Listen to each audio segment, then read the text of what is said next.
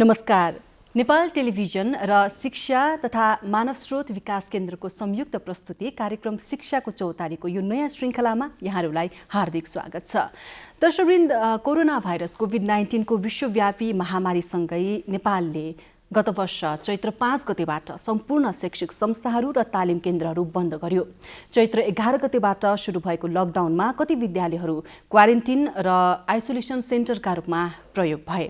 करिब 10 महिना बितिसकेको छ र यो 10 महिनाको बीचमा कति विद्यालयहरूले दूर शिक्षा मार्फत आफ्ना बालबालिकाहरूलाई पठन पाठन गराइरहेका छन्। तर दूर शिक्षाको प्रभावकारिता न्यून रहेको भनेर विज्ञहरूले भन्दै पनि आएका छन्। यस बीचमा कोरोना भाइरस कोभिड-19 को यो संक्रमण न्यून हुँदै गएको हो कि भन्ने अवस्था र दूर शिक्षाको प्रभावकारिता कम रहेको अध्ययनका बीचमा माघ 1 गतेदेखि विद्यालयहरू पुनः सञ्चालन गर्ने भन्ने कुराहरू पनि भइरहेको छ, तयारीहरू पनि भइरहेको भन्ने कुराहरू भइरहेको छ।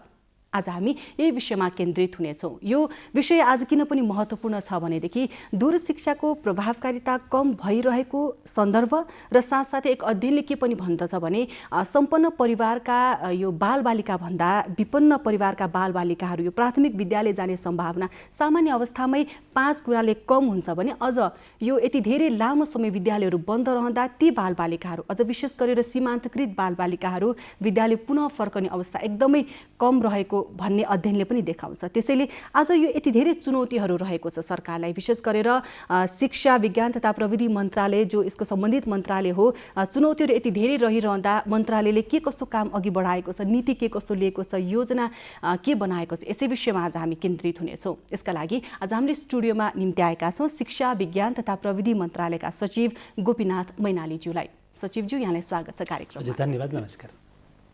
मैले भूमिका पनि यति धेरै कुराहरू भनिसकेको छु, यति धेरै चुनौती हामीसँग रहेका छन्। अब यो शैक्षिक सत्र यो वर्षको सकिन लगभग अब 2 महिना जति मात्रै पनि बाँकी होला भनेपछि यो वर्षको शैक्षिक सत्र खेर जान नदिनका लागि र यो जति पनि शैक्षिक क्षति न्यून गर्नका लागि मन्त्रालयले के कस्तो योजना बनाएको छ र काम अघि बढाएको छ? हामीले शैक्षिक सत्र चाहिँ खेर जान जाओस् र भाइ बहिनीहरूको सिक्ने अधिकार बाट उहाँहरूलाई अवसरबाट वञ्चित गर्न नहोस् भन्ने हिसिकताबाट हामीले आस्पिनबाट नै हामीले कामहरू गर्दै आएका छौँ। साउनमा नै नेपाल सरकारले निर्णय गरेर चाहिँ यो वैकल्पिक सिकाइको मोडमा जानुपर्छ भनेर जुन निर्णय गरेको थियो र हामीले आकस्मिक कार्ययोजना लिएर आयौँ आस्पिन 1 गतेबाट। त्यस अवस्था पछाडि चाहिँ हामीले अनलाइन प्रविधिबाट अथवा चाहिँ वेब पोर्टलहरूबाट, टेलिभिजनहरूबाट, एफएमबाट, विभिन्न मोडहरूबाट र शिक्षक नितायको छैन भन्ने अभियानबाट अभिभावक शिक्षकहरूको चाहिँ साझेदारीमा चाहिँ कहाँ कसरी चाहिँ परीक्षा पठन पाठनलाई अगाडि बढाउन सकिन्छ र साथै परीक्षण विधिलाई कसरी अवलम्बन गर्न सकिन्छ भन्ने विषयमा हामीले ध्यान दिँदै आएका छौँ। र त्यो ध्यान दिने क्रममा चाहिँ के भयो त भन्दाखेरि चाहिँ सबै ठाउँमा यो नेटको एक्सेस पनि नपुग्ने, ब्यान्डविथहरू नपुग्ने र सबै ठाउँमा रेडियो र टेलिभिजनको पनि एक्सेसहरू नपुग्ने, यो भएको अवस्थामा चाहिँ यहाँले भन्नुभएको जस्तो सीमान्तकृत र विशेष गरी चाहिँ अपाङ्ग भाइ बहिनीहरूलाई र इसिडीमा रहने प्रारम्भिक सिकाइमा रहने भाइ बहिनीहरूलाई कलिला नानी बाबुहरूलाई चाहिँ केही असरहरू पर्न गएको छ र वैकल्पिक शिक्षाबाट फेस टु फेस जस्तो राम्रो त्यो चाहिँ सिकाइको प्रभावकारिता नरहन सक्छ। यो ठुलो कक्षामा राम्रो हुनसक्छ, सानो सानो कक्षामा चाहिँ प्रभावकारिता कम पनि हुनसक्छ। हामीले यस प्रकारको एकीकृत अध्ययन चाहिँ गरिसकेका छैनौँ, तर छिटपुट हामीलाई आएको पृष्ठपोषण हामीले गरेको अनुगमनको आधारबाट त्यो देखिएको छ। यो कुरालाई ध्यानमा राखेर हामीले शैक्षिक सत्र पनि खेर जान हुँदैन र भाइ बहिनीहरूको चाहिँ जोखिम, स्वास्थ्य सम्बन्धी जोखिमहरू पनि त्यसलाई पनि संवेदनशीलतालाई ध्यान दिनुपर्छ भनेर चाहिँ अहिले विद्यालय सञ्चालन कार्यढाँचा मङ्सिरबाट हामीले लिएर आएका छौँ। त्यसले जोखिम कम भएको ठाउँमा विद्यालय सञ्चालन गर्नु अगाडि चाहिँ स्थानीय तहले विद्यालय व्यवस्थापन समिति विद्यालयसँग रहेर त्यो स्थानीय परिवेशको उसले विश्लेषण गर्छ। त्यो विश्लेषण गरिसकेपछि विभिन्न निकायको भूमिका राखेका छौँ हामीले। सेनिटाइज गर्ने, शैक्षिक परामर्श दिने, होइन मास्कहरू गर्ने, मास्कहरू प्रयोग गर्न नसक्ने भाइ बहिनीहरूको लागि स्थानीय तह र विद्यालयले त्यसको व्यवस्थापन गर्ने लगायतका कुराहरू गरेर चाहिँ हामीले विद्यालय सञ्चालनको कार्यढाँचा अगाडि लिएर आएका छौँ। त्यस्तै जोखिम बढ्दै गयो भनेदेखि त्यसलाई चाहिँ हामीले चाहिँ फेरि बन्द गर्नुपर्छ, विद्यालय बन्द गर्नुपर्छ। कसले विद्यालयमा प्रवेश गर्न पाउने नपाउने, कुन प्रोटोकल मेन्टेन गरेर विद्यालय प्रवेश गर्न पाउने र सञ्चालन गर्दाखेरि चाहिँ विभिन्न विधिहरू राखेका छौँ हामीले चाहिँ अल्टरनेट हुनसक्छ, जोरबिजोरहरू हुनसक्छ, विभिन्न कुराहरू राखेर चाहिँ हामीले विद्यालय सञ्चालनको कार्यढाँचा पनि यो कार्यढाँचामा यो कुराहरू सबै उल्लेख गरिएका छन्। सचिवजी, जस्तो अहिले चाहिँ माघ 1 गतेदेखि चाहिँ फेरि विद्यालयहरू पुनः सञ्चालन हुने कुराहरू पनि आइरहेको छ, विशेष गरेर काठमाडौँ उपत्यका। किनभने एक अध्ययनले के पनि देखाएको छ भने जहाँ घना बस्ती छ र पानीको यो सहज रूपमा उपलब्धता छैन, ती ठाउँमा चाहिँ विद्यालय सञ्चालन गरिहाल्नु चाहिँ उपयुक्त हुँदैन भनेर अध्ययनले देखाइरहँदाखेरि र माघ 1 गतेदेखि पुनः सञ्चालन हुँदैछन् विशेष गरेर काठमाडौँ उपत्यकाभित्रका विद्यालय भन्ने कुरा पनि आइरहेको छ। यसमा के भन्नुहुन्छ? सहर बजारमा अलिकति बढी जोखिम छ। काठमाडौँ भन्यो, रूपन्देही भनौँ, जनकपुर भनौँ लगायतका 5-6वटा जिल्लामा अलिकति बढी जोखिम छ र जोखिम कम भइरहेको पनि छ। हामीले कार्य सञ्चालन ढाँचाले चाहिँ हामीले स्थानीय तहले नै यसमा निर्णय गर्नुपर्छ, किनभने माध्यमिक तहसम्मको विद्यालय व्यवस्थापन सञ्चालनको जिम्मेवारी चाहिँ स्थानीय तहको हो। एउटा मार्गदर्शन त्यहाँ गरेका छौँ र अहिले स्थानीय तहहरूसँग पनि हामीले चाहिँ छलफल गर्दाखेरि जोखिम कम भएको अवस्थामा चाहिँ हिजो पनि अस्ति पनि मैले केही पालिकाको मेयर साहब र केही साथीहरूसँग चाहिँ शिक्षा सम्बन्धी साथीहरूसँग चाहिँ मैले छलफल गरेको थिएँ। शिक्षा देशका प्रमुखहरूसँग विद्यालय सञ्चालन गर्ने उहाँहरूले गरिरहनु भएको छ र अहिले चाहिँ नेपाल सरकारले चाहिँ यो उच्चस्तरीय कोभिड अनुगमन समितिको ले पनि यस विषयमा छलफल गरिरहेको छ र अब उपत्यका जस्ता घनाबस्ती भएको ठाउँहरूमा पनि विद्यालय सञ्चालनको चाहिँ कामहरू चाहिँ अगाडि बढ्न गइरहेको छ। हजुर, तर यस बिचमा फेरि पनि विज्ञहरूको एकदम धेरै आग्रह आइरहेको छ, सुझाव पनि दिइरहेको छ सरकारलाई कि यो दोस्रो लहर आउने सम्भावना रहेको छ, अझ त विश्वमा अर्कै खाले कोरोना भाइरसको सङ्क्रमण बढिरहेको भन्ने कुराहरू पनि भइरहेको छ। त्यसैले 1-2 महिना अझै कुर्न र विद्यालय तत्काल सञ्चालन नगर्नका लागि भनेर सरकारले अनुरोध गर्ने र सुझाव पनि दिइरहेको सन्दर्भ पनि छ। भनेपछि के भन्नुहुन्छ? अहिले हामी हतार गरिरहेका छौँ। दुई थरी दृष्टिकोण छ। एक थरी अभिभावकहरूले भाइ बहिनीहरू घरमा पनि सुरक्षित छैनन्, त्यसकारणले चाहिँ विद्यालयमा पठाउनु पर्छ भनेर चाहिँ धेरै अभिभावकहरूको यो भावना छ र केही अभिभावकहरूको चाहिँ के छ त भन्दाखेरि होइन, जोखिमहरू छ र स्वास्थ्य मन्त्रालयले फेरि चाहिँ दोस्रो लहर चाहिँ यो माघमा आउन सक्छ कि भन्ने किसिमको चाहिँ सेकेन्ड वेभबाट चाहिँ बच्नुपर्छ भन्ने किसिमको तयारी, त्यो सावधानी लिनुपर्छ पनि भनेको छ। यो अवस्थामा विद्यालय कार्य सञ्चालन ढाँचाले के भन्छ त भन्दाखेरि चाहिँ यो अवस्थामा चाहिँ विद्यालय बन्द गर्नुपर्छ भन्छ। त्यसकारणले चाहिँ विद्यालय खोल्ने वा नखोल्ने भनेको स्थानीय परिवेशलाई मूल्याङ्कन गरेर स्थानीय तहले नै यसलाई चाहिँ निर्णय गर्छ। हामीले नै होलसेल रूपमा विद्यालय खोल्नुपर्छ वा खोल्नु हुँदैन भन्ने भन्दा पनि यो लोकलाइज गर्ने विषयवस्तु हो। कहीँ कोभिड भर्जिन पनि छ जिल्लाहरू, कोभिड भर्जिन जिल्लामा गए हुन्छ र मैले आफूले अध्ययन गरेको, आफूले चाहिँ पृष्ठपोषण लिएको ठाउँहरू हेर्दाखेरि चाहिँ धेरै ठाउँमा विद्यालय खोलिसकेको छ। यी काठमाडौँ उपत्यकामा पनि प्रोजेक्ट वर्क र होमवर्कको सन्दर्भलाई लिएर आएर चाहिँ त्यसको चेक गर्ने विषयवस्तुलाई लिएर आएर चाहिँ विद्यालय खोल्ने औपचारिक निर्णय नहुँदा पनि खोलिसकेको नागार्जुनको मैले कुराहरू गरेँ, कीर्तिपुरको कुराहरू गरेँ, यस्तो ठाउँमा चाहिँ खोलिरहेको पनि रहेछ होइन, चन्द्रगिरीको कुराहरू गरेँ, खोलिरहेको पनि रहेछ। तर मुख्य कुराहरू चाहिँ के हो त भन्दा शैक्षिक सत्र पनि व्यवस्थापन गर्न सकियोस् र जोखिमबाट भाइ बहिनीहरू पनि प्रभावित नहोस्। यो दुईटै कुरालाई मध्यनजरमा राखेर हामीले सन्तुलित अवस्थामा चाहिँ विद्यालय सञ्चालन गर्नुपर्छ। जस्तो यहाँले पनि भन्नुभयो र पक्कै पनि यो सङ्क्रमण बढ्नु र विद्यालय खोल्नु बीच सम्बन्ध रहेको भनेर खासै प्रमाणित पनि भएको छैन विश्वव्यापी रूपमा कहीँ पनि होइन। तर यो यसरी विद्यालयहरू यसरी खुलिरहँदाखेरि जस्तो कार्य ढाँचामा पनि यहाँले केही कुराहरू उल्लेख गर्नुभएको छ, तर हामीलाई गुनासाहरू पनि के प्राप्त भएका छन् भने जसरी विद्यालयहरू खुलिरहेका छन्, बालबालिकाको संरक्षण चाहिँ कसले गर्छ त? कति विद्यालयहरूले चाहिँ केही गरेर कुनै बालबालिकालाई कोरोना भाइरसको सङ्क्रमण फैलिहालेमा हामी जिम्मेवार नहुने, विद्यालय व्यवस्थापन चाहिँ जिम्मेवार नहुने, अभिभावक स्वयं जिम्मेवार हुने भनेर जुन कुराहरू आइरहेको छ, भने चाहिँ बालबालिकाको संरक्षणको जिम्मा चाहिँ कसको हो त? पहिलो कुरा त आधारभूत रूपमा फ्रन्टलाइनमा रहने चाहिँ भनेको विद्यालय हो। त्यसकारणले चाहिँ विद्यालय सञ्चालन गर्नुभन्दा अगाडि चाहिँ सबै पूर्वाधारहरूले पुरा गरेको हुनु पर्यो ताकि कोभिडको हब विद्यालय नबनोस्, भाइ बहिनीहरूलाई जोखिमबाट मुक्त गराउन सकियोस्। पहिलो पक्ष त्यो। दोस्रो पक्ष भनेको चाहिँ शिक्षक साथीहरूले आफ्नो कक्षा पढाउँदाखेरि चाहिँ उहाँहरू आफू पनि जिम्मेवार हुनुपर्छ। तेस्रो भनेको चाहिँ स्वयं भाइ बहिनीहरू, तर भाइ बहिनीहरू चाहिँ सानो कक्षाको भाइ बहिनीहरू यस विषयमा अवेर नहुन सक्छन्। त्यसकारणले अभिभावक चाहिँ शिक्षक पनि हो, अभिभावक पनि हो। उसले चाहिँ यो विषयमा चाहिँ सम्पूर्ण अभिमुखीकरण गरेर भाइ बहिनीहरूलाई पठाउनुपर्छ। तैपनि जस्तो बसबाट जाँदाखेरि, होस्टेलमा बस्दाखेरि अथवा चाहिँ प्रे गरेर फर्किँदाखेरि यो बेलामा अलि भाइ बहिनीहरूले त्यो प्रोटोकल मेन्टेन गर्न सक्दैनन्। त्यसकारणले चाहिँ अग्रपन्थीमा रहेर चाहिँ यसको जिम्मेवारी लिने भनेको चाहिँ स्वयं विद्यालय, यसको अनुगमनकर्ता भनेको चाहिँ विद्यालय व्यवस्थापन समिति नै हो। तर अहिले के पाइएको छ भनेदेखि मैले अघि पनि जोडेँ कि विद्यालय व्यवस्थापन समितिले अथवा विद्यालयले चाहिँ यसको जिम्मेवारी नलिने कुराहरू पनि छ होइन। साथसाथै जसरी पहिले चाहिँ यो जो ससाना बालबालिकाहरू छन् जो विद्यालयमा अध्ययनरत छन् उहाँहरूले खाजाको व्यवस्था कुराहरू स्कुल बसको कुराहरू त्यो पनि अहिले हामी चाहिँ दिन सक्दैनौँ भन्ने कुराहरू पनि भइरहेको छ भनेपछि यो अनुगमनको पाटो चाहिँ कसको जिम्मामा आइपर्छ? यहाँले जहाँसम्म चाहिँ पहिलो कुरा त सिकाइको वातावरण सम्बन्धी सम्पूर्ण व्यवस्थापन गर्ने जिम्मेवारी स्वयं विद्यालयको हो। सिकाइको वातावरण त्यसमा कोभिडको सङ्क्रमण पनि आउँछ। दोस्रो कुरा खाजा लगायतको बसको कुराहरूमा चाहिँ बस सम्बन्धी विषयवस्तुहरू चाहिँ अहिले चाहिँ बस त्यति चलाउनु हुँदैन भन्ने हाम्रो धारणा छ। किन त भन्दा चाहिँ त्यहाँ भिडभाड हुन्छ, भाइ बहिनीहरूले त्यसलाई चाहिँ प्रोटोकल मेन्टेन गर्न सक्दैनन्। कुरा गर्दाखेरि त अपाङ्गता भएका बालबालिकाहरूको सवालमा त फेरि गाह्रो हुन्छ उहाँहरूको लागि चाहिँ विशेष प्रक्रियामा अवलम्बन गरेर जानुपर्छ। यो पनि मैले भन्छु अहिले। र जहाँसम्म खाजाको कुराहरू छ विद्यालय नखुलेको बेलामा चाहिँ हामीले चाहिँ अहिले इएमआई सिस्टम भन्छौँ। हामीले कति विद्यालय भाइ बहिनीहरू कति चाहिँ हाजिर हुनुभएको छ, हाजिर भएको दिन चाहिँ हामीले दैनिक 15 रुपियाँको दरले चाहिँ खाजा भत्ता दिने हो। त्यस कारणले चाहिँ खाजा खर्च उपलब्ध गराउने हो। त्यो सम्बन्धी कुराहरू अहिलेसम्म त्यति उपलब्ध गराइएको छैन। त्यो उपलब्ध नगराएको विषयमा चाहिँ अब विद्यालय खोलेपछि माघे कतिबाट विद्यालय खुल्छ भनिसकेपछि तपाईँहरूले चाहिँ अनलाइनमा त्यो दिनु पर्दैन, तपाईँहरूले त्यतातिर जानुहोस् भनेका छौँ हामीले। र यो खाजा खर्चलाई चाहिँ हामीले चाहिँ यो सियुजी भन्छौँ क्लोज युजर्स ग्रुपमा चाहिँ जब हामी समावेश गर्छौँ 2 अर्ब जति खाजाको खर्चहरू हामीले त्यसले कार्यक्रम रकमान्तर गरेर चाहिँ त्यतापट्टि चाहिँ यो विद्युतीय यो टेलिफोन सेवा प्रदायकहरूलाई हामीले त्यहाँ दिनुपर्छ। त्यसरी पनि मिलाएका छौँ। त्यस कारणले गर्दाखेरि चाहिँ हामी त्यतापट्टि जान्छौँ। अब जहाँसम्म यहाँहरूले चाहिँ अपाङ्ग भएका भाइ बहिनीहरूको चाहिँ विशेष व्यवस्था कसरी गर्ने त वास्तवमा त्यहाँ चाहिँ अलिकति असिलो छ। त्यो असिलोको कुराहरू पुरा गर्नको लागि चाहिँ अहिले भर्खर पनि हामीले एउटा चाहिँ यो सिकाइ निरन्तरता अभियानको चाहिँ कार्यक्रम यसलाई चाहिँ शुभारम्भ गरेर पनि आएका छौँ।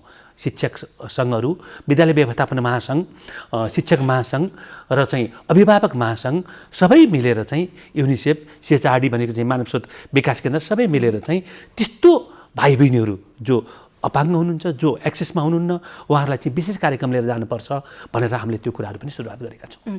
जस्तो मैले यसअघि जोडेको थिएँ नि त्यो अनुगमनको पाटो चाहिँ कसको जिम्मामा आएपछि विद्यालयले जसरी ढाँचामा तपाईँहरूले कार्य ढाँचामा उल्लेख गर्नुभएको छ यो निरन्तर रूपमा स्वास्थ्य परीक्षण गर्ने, परामर्श लिनेदेखि लिएर हेल्प डेस्कहरू स्थापना गर्ने यो सबै यावत कुराहरू भइरहेको छ कि छैन भनेर अनुगमन गर्ने पाटो चाहिँ कसको हुन्छ?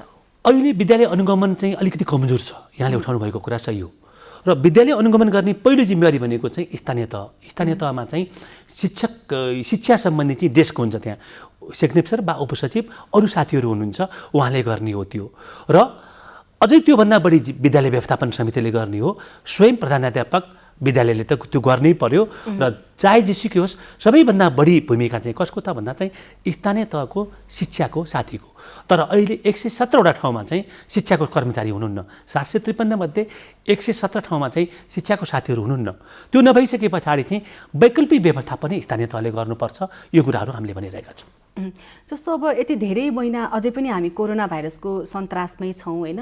अझ विशेष गरेर यो जुन अहिले मनोसामाजिक त्रास सबैमा छ नि, विद्यालयमा छ, विद्यालयका कर्मचारी शिक्षक शिक्षिकादेखि लिएर बालबालिका सबैमा यो मनोसामाजिक त्रास रहेको छ। यो त्रासलाई हटाउनको लागि परामर्शको आवश्यकता पनि पर्छ होला। यो कुरा पनि यहाँले कार्य ढाँचामा सायद उल्लेख गर्नुभएको छ भनेपछि यो परामर्श चाहिँ भइरहेको छ कि छैन अथवा के छ यस विषयमा यो अलिकति प्रकाश पार्नु? हामीले मन्त्रालयले आफै गएर परामर्श दिँदैन, तर स्थानीय तह र अभिभावक र शिक्षकहरूले यसमा परामर्श चाहिँ भाइ बहिनीहरूलाई परामर्श दिनुपर्छ।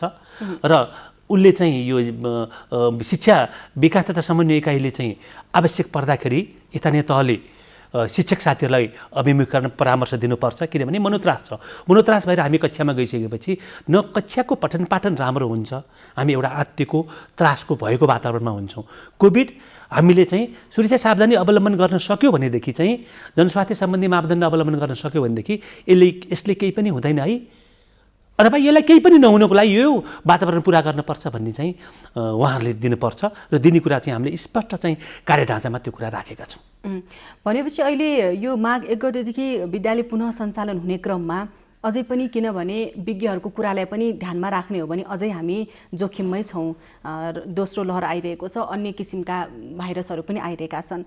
अहिले जसरी हामी विद्यालयको संरचना हेर्ने हो भने केहीलाई छोडेर धेरै विद्यालयहरूको संरचना चाहिँ एकदमै सानो कक्षा कोठा, खानेपानीको पनि त्यति धेरै सुविधा नभएको राम्रोसँग र सरसफाइमा पनि त्यति धेरै नभएको हामीले पाउँछौँ। भनेपछि यो फेरि पनि यही प्रश्न आउँछ कि फेरि हामी यो विद्यालय पुनः सञ्चालन गर्न हतारै गरिरहेका छौँ कि हरेक विद्यालय एक विद्यालय हेरेर यो निर्णय गर्नुपर्ने हो कि भन्ने कुराहरू पनि रहन्छ।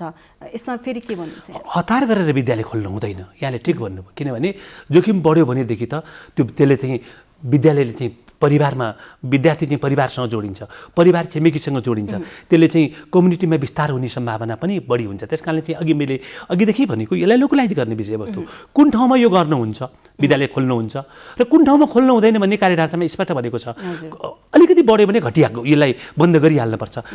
ज्वरो जाँच्नेदेखि लिएर चाहिँ नर्सको व्यवस्थापनदेखि लिएर पानीको व्यवस्थापन, मास्कको व्यवस्थापनदेखि लिएर सबै कुराहरू हामीले त्यहाँ उल्लेख गरेका छौँ। त्यस कारणले गर्दाखेरि चाहिँ हामी के भन्छौँ त भन्दाखेरि हतारमा खोल्नु हुँदैन र यदि जोखिम बढ्यो भने के गर्ने त हामीलाई वैकल्पिक विधिबाट पठन पाठन हामीलाई विद्यालय खोल्नु पनि आवश्यक हो, तर खोल्नुभन्दा पनि बढी के त सिकाइ निरन्तरताको कुरा चाहिँ मुख्य हो। त्यस कारण सिकाइ उपलब्धि र सिकाइ निरन्तरताको लागि चाहिँ हामी चाहिँ अरू मोडबाट जान सक्छौँ हामी, होइन? त्यसरी जाने भन्ने कुरा स्पष्ट हामीले व्यवस्था गरेका छौँ। जस्तो अहिलेको युग प्रविधिको युग भनिन्छ, होइन? यो प्रविधि मन्त्रालय पनि भएकोले यो सान्दर्भिक पनि होला प्रश्न र सान्दर्भिक पनि छ नै। यो अहिले हामीले जसरी प्रविधियुक्त हुनुपर्दछ शैक्षिक यो शिक्षा पनि भन्ने कुराहरू भइरहँदा र अहिले हामीलाई साँच्चीकैको आवश्यकता परेको बेलामा जुन हामीले दूर शिक्षाको कुरा गरिरहेका छौँ, अझ विशेष गरेर अनलाइन कक्षाको कुरा गर्ने हो भने यो प्रभावकारी भएन भन्ने कुराहरू भइरहेको छ। त्यहाँ उच्च स्तरको त्यो इन्टरनेटको सुविधा नहुने अथवा अरू विभिन्न स्रोत साधनको अभाव पनि हुनसक्छ भनेपछि हामी त यो मामिलामा त कमजोरै रहेछौँ नि। अझ यस प्रकारका अरू विपदहरू आउने सम्भावना पनि रहिरहँदा अब यसलाई हामी सुदृढ गर्नुपर्ने आवश्यकता पनि छ होला, के भन्नुहुन्छ यसमा? यहाँले ठिक भन्नुभयो। हामीले कोभिड आउनुभन्दा अगाडि नै वैकल्पिक सिकाइको निर्देशिका जारी गरिसकेको थियौँ। वैकल्पिक उसमा जानुपर्छ भन्ने त थियो, तर यो चाहिँ मेन कक्षाको रूपमा होइन कि मूलधारको कक्षा सञ्चालन विधि होइन कि यो सहायक मात्रै परिपूरण गर्ने मात्रै थियो। तर यो तयारी पुरा नहुँदैखेरि कोभिड महामारी आइसकेपछि अब हामीले जसै गरी पनि चाहिँ 5 महिना त हामी चुपै लागेर बस्यौँ। अब 6औँ महिनाबाट जसरी पनि पठन पाठनको कुरालाई चाहिँ अगाडि बढाउनुपर्छ, भाइ बहिनीको पहुँचमा पुग्नुपर्छ भनेर हामीले चाहिँ कार्यक्रम उत्पादन गर्ने, शिक्षक चाहिँ यो सिकाइ यी क्लासहरू वेब पोर्टलहरूको व्यवस्थापन गर्ने र चाहिँ डेडिकेटेड टेलिभिजन च्यानलहरू प्रसारण गर्ने, डेडिकेटेड एफएमबाट जाने, युनिसेफको सहयोगमा चाहिँ यो धेरै सामुदायिक रेडियो एफएम नेटवर्कबाट चाहिँ भाइ बहिनीहरू कहाँ पुर्याउने र यतिले पनि नपुगेपछि हामी सियुजी भनेर क्लोज युजर्स ग्रुप भनेर चाहिँ हामीले लगभग 2 अर्ब जति रुपियाँ त्यसमा व्यवस्थापन गरेर चाहिँ अनलिमिटेड डाटा दिने, 79 रुपियाँमा अनलिमिटेड डाटा दिएर चाहिँ यो दूर सेवा प्रदायक संस्थाहरूलाई चाहिँ नेटमा लिएर आउने यो कामहरू गरेका छौँ। यसको मूलधारको जस्तो यो प्रभावकारी होइन, यसले परिपूरण गर्ने हो। तर अहिले चाहिँ यो धेरै जोखिम बढेको बेलामा चाहिँ यो मूलधारको जस्तै गरी पनि जान्छ। त्यस कारणले गर्दा यहाँले भन्नुभएको जस्तो यो पूर्ण प्रभावकारी विधि होइन, तर यसले के गर्छ त भन्दा चाहिँ सप्लिमेन्ट परिपूरण चाहिँ गर्छ र सिकाइ उपलब्धि बढाउनको लागि यसले योगदान गर्छ। तर माथिल्लो कक्षाहरूमा जब हामीले चाहिँ युनिभर्सिटीको कुराहरू गर्छौँ भनेदेखि 11वटा युनिभर्सिटीका भिसी उपकुलपतिज्यूहरू, शिक्षा मन्त्रीज्यू र म र विश्वविद्यालय अनुदान आयोग बसेर एउटा छलफलको कार्यक्रम गरेका थियौँ। तर त्यहाँ चाहिँ एकदम प्रभावकारी पायौँ हामीले। तर जति तल्लो कक्षामा आइसकेपछि यो प्रभावकारिता यसको घट्दै जान्छ। त्यस कारणले चाहिँ घटेको ठाउँमा केही वैकल्पिक अरू विधिहरू, पाठ्यबारे परिवर्तनहरू गर्ने लगायतको कुराहरू गर्ने, तर माथिल्लो अवस्थामा चाहिँ हामीले चाहिँ वैकल्पिक विधिलाई चाहिँ बढी प्रयोग गर्न सक्छौँ, बढी प्रभावकारी पार्न सक्छौँ। भोलिको दिनमा अरू जोखिम आउँदा पनि यो कोभिड जस्तै अरू जोखिम आउन सक्छ। पहिला पनि भूकम्प आएको थियो नि त, होइन? 72मा पनि त्योमा चाहिँ हामीले चाहिँ यसलाई यो पार्ट एन्ड पार्सल विद्यालय शिक्षाको चाहिँ पार्ट एन्ड पार्सलमा यसलाई लिएर जानको लागि अथवा नेपाल सरकारले डिजिटल नेपाल पनि भनेको छ, त्यो डिजिटल नेपालको अभियानमा चाहिँ अरू निकाय जस्तै महालेखा नियन्त्रण कार्यालय, भन्सार विभाग जस्तै चाहिँ शिक्षा विज्ञान तथा प्रविधि मन्त्रालय चाहिँ अग्रपन्थीमा रहेर कामहरू गरिरहेको छ। हजुर, एउटा प्रश्न सोध्न मन लाग्यो। जस्तै अहिले माघ 1 गते राष्ट्रिय योग दिवस परेको छ र यो दिवसलाई भव्य रूपमा मनाउन मन्त्रालय विभिन्न कार्यक्रम पनि यहाँहरूको तयारी पनि त्यो अनुसारको रहेको छ भनेपछि यो कोरोना भाइरसको यो सङ्क्रमण फैलिरहँदा योग पनि सान्दर्भिक त रहेको नै छ रे। यहाँले के कस्तो तयारी चाहिँ गर्नुभएको छ योग दिवसलाई अझ भव्य बनाउन र सबैमा फैलाउनको लागि? यहाँले ठिक भन्नुभयो, एउटा मनोत्रास पनि फैलिएको छ। यसलाई चाहिँ हामीले चाहिँ सामना गर्ने एउटा विधिको रूपमा पनि एउटा योग साधना चाहिँ अगाडि लिएर आएको हो। योग गरौँ डटेर, कोरोना जान्छ हटेर भन्ने चाहिँ आदर्श वाक्य साथ हामी सप्ताहव्यापी रूपमा 1 गतेबाट सप्ताहव्यापी रूपमा चाहिँ हामीले चाहिँ कार्यक्रम सञ्चालन गर्न गइरहेका छौँ। योग गुरुहरू सम्माननीय प्रधानमन्त्रीज्यू नै यसको चिफ गेस्ट हुनुहुन्छ। हामीले चाहिँ सम्भवतः नेपाल टेलिभिजनले त्यसलाई चाहिँ लाइभ कास्ट गर्न पनि गइरहेको छ, रेडियो नेपाल टेलिभिजनले। यसले चाहिँ एउटा चाहिँ मेसेज दियोस्। के मेसेज दियोस् त भन्दाखेरि चाहिँ योग अब मानसिक एकाग्रता, योगले चाहिँ शारीरिक सुन्दरताको कुरा, मानसिक एकाग्रताको कुराहरू चाहिँ एउटा मनोत्रासलाई हटाउने कुराहरू चाहिँ सकारात्मक बन्ने कुराहरू चाहिँ यसले चाहिँ जोइन्ट रूपमा चाहिँ योग गराइदिन्छ। त्यो विषयवस्तुमा रहेर चाहिँ नेपाल सरकारले अहिले गरिरहेको काम भनेको राष्ट्रिय लेभलबाट चाहिँ 6औं वर्ष हो यो। 6औं पटक हामी राष्ट्रिय रूपमा यसलाई मनाइरहेका छौँ। माघ 1 गतेलाई माघ 21 गते 20-21वटा पर्व पनि पर्छ, सांस्कृतिक पर्व पनि पर्छ। घिउचाको पर्वदेखि लिएर यो चाहिँ माघी पर्वदेखि लिएर धार्मिक, सांस्कृतिक र चाहिँ हाम्रो चाहिँ सामाजिक लगायत अहिले कोभिडलाई पनि जोडेर चाहिँ हामीले चाहिँ भव्य रूपमा चाहिँ योगको कार्यक्रमहरू हामीले पर्सि सञ्चालन गर्न गइरहेका छौँ। केही यसको भर्चुअल मोडमै हुन्छ भनेदेखि केही चाहिँ हामीले चाहिँ फेस टु फेस भौतिक मोडमै हुन्छ। त्यो कार्यक्रमहरू हामीले सञ्चालन गर्न गइरहेका छौँ। यो उपलक्ष्यमा मैले यहाँले सन्दर्भ उठाउनु भएको उपलक्ष्यमा मैले के पनि भन्छु त भन्दाखेरि चाहिँ कक्षा 10सम्म हामीले विभिन्न कक्षामा चाहिँ योगको सानो सानो कार्यक्रमहरू, सानो सानो पाठ्यवस्तुहरू राखेका छौँ। 11 र 12मा हामीले यसलाई चाहिँ ऐच्छिक विषयवस्तुमा पनि राखेका छौँ र योग शिक्षालाई चाहिँ हामीले नेपाल सरकारले चाहिँ यो 76 सालमा यही वर्ष 77 सालमा चाहिँ राष्ट्रिय योग प्रोटोकल अभ्यासक्रम पनि निकालेको छ। योग कसरी गर्ने, के कुराहरू अवलम्बन गर्ने भनेर। यसरी हामीले चाहिँ योग दिवसलाई चाहिँ शिक्षा, सिकाइ र मानव स्वास्थ्यसँग जोडेर, कोभिडसँग जोडेर भव्यताको रूपमा सञ्चालन गर्न मनाउन गइरहेका छौँ। हजुर, अब अन्त्यमा हामी कार्यक्रमको लगभग अन्त्यतिर आइपुगेका छौँ। अन्त्यमा शैक्षिक क्षेत्रसँग सम्बन्धित सम्पूर्ण सरकारवाला निकायहरूलाई यो अहिले विद्यालय पुनः सञ्चालनको कुरा, कोरोना भाइरसको सङ्क्रमणका बिचमा बालबालिकाहरूको यो शैक्षिक गतिविधिहरू अगाडि बढाउने यो सबै विषयमा केन्द्रित रहेर के भन्नुहुन्छ सरकारवाला निकायलाई? मैले सरकारवाला निकाय, अभिभावक, सम्पूर्ण अभिभावक वर्ग, शिक्षक वर्ग र चाहिँ शिक्षक साथीहरू र चाहिँ भाइ बहिनीहरू, विद्यार्थी भाइ बहिनीहरूलाई के भन्न चाहन्छु त भन्दा विशेष त सानो कक्षाको 10-12 कक्षाभन्दा मुनिको भाइ बहिनीहरूलाई म के भन्न चाहन्छु त भन्दाखेरि चाहिँ शैक्षिक वर्ष जीवनमा 1 वर्ष भनेको ठुलो कुरा हो। शैक्षिक सत्र चाहिँ हाम्रो क्षति हुन नदिने गरी चाहिँ सुरक्षाको सावधानी अवलम्बन गरेर सिकाइको विभिन्न वैकल्पिक हुनसक्छ, फेस टु फेस हुनसक्छ, त्यसमा चाहिँ आबद्ध हुनको लागि र आफ्नो तर्फबाट अभिभावकको भूमिका, शिक्षक साथीहरूले खेल्नुपर्ने भूमिका, विद्यालय व्यवस्थापन को साथीहरूले खेल्नुपर्ने भूमिका, स्थानीय तहले खेल्नुपर्ने भूमिका, सम्पूर्ण तहको चाहिँ आफ्नो जिम्मेवारी र भूमिकामा चाहिँ ध्यान दिएर चाहिँ शैक्षिक सत्र क्षति हुन नदिने गरी सिकाइको चाहिँ अवसर बढाउन र जोखिम कम गराउनको लागि सबै क्षेत्रको चाहिँ सहकारी होस् भन्ने मैले नेपाल सरकार शिक्षा, विज्ञान तथा प्रविधि मन्त्रालयको तर्फबाट चाहिँ समस्त सरकारवाला वर्गमा चाहिँ म अनुरोध गर्न चाहन्छु। हस्, धन्यवाद। हस्, धन्यवाद। दर्शकवृन्द, कार्यक्रम शिक्षाको चौतारी नेपाल टेलिभिजन र शिक्षा तथा मानव स्रोत विकास केन्द्रको संयुक्त प्रस्तुति। यो कार्यक्रमको आजको समय लगभग सकिसकेको छ। यो कार्यक्रम यहाँले हरेक मङ्गलबार साँझ 7 बजे हेर्न सक्नुहुनेछ। हामी अर्को साता यस्तै विषयवस्तु लिएर फेरि पनि उपस्थित हुने नै छौँ। त्यतिन्जेल तपाईहरू नेपाल टेलिभिजन हेर्दै गर्नुहोला। नमस्कार।